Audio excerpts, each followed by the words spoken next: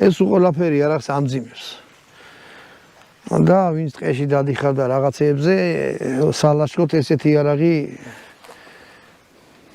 წონა აქ რა დიდი რა. მე ვფიქრობ, რომ ესეთი კალიბრისთვის ესეთი გაუმართლებელი წონა არ არის კაი, იმიტომ რომ კი თუ სახში ზიხარ და რაღაცეებს ვისვი, მაგრამ 3 კილო და 700 მე ზემოდან ეს 9 კილოგრამის ის და მაგარი მძიმე რაღაცა გამოგივოთ რა.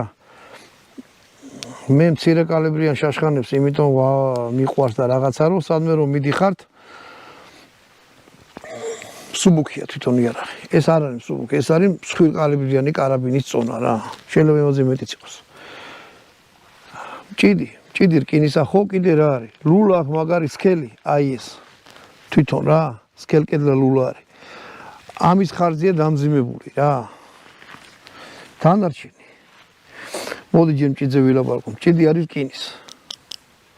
რკინის როგორ რაღაცა ლითონისგან არის დამზადებული, აქ რეზინა უყენია და ძალიან ისეთი ყოჩაღია რა.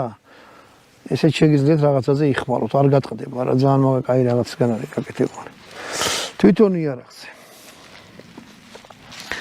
აქედან იტენება, აი აქედან.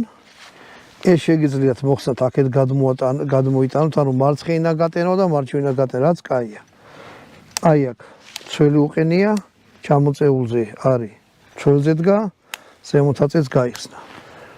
კონდახი არის ტელესკოპური და 1 2 3 4 4 მდგომარეობა აქვს, რაც საკმაოდ მოხერხებულია რა. ხო, კიდე რა არ მომწონს.